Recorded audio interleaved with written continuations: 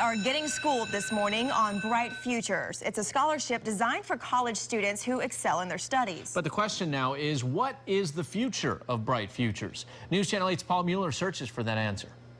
I've always wanted to become a doctor. 19-year-old Kareem is a sophomore at USF. His major, biomedical sciences. He relies heavily on scholarship money, and that could be a problem. The fate of your education is really in lawmakers' hands.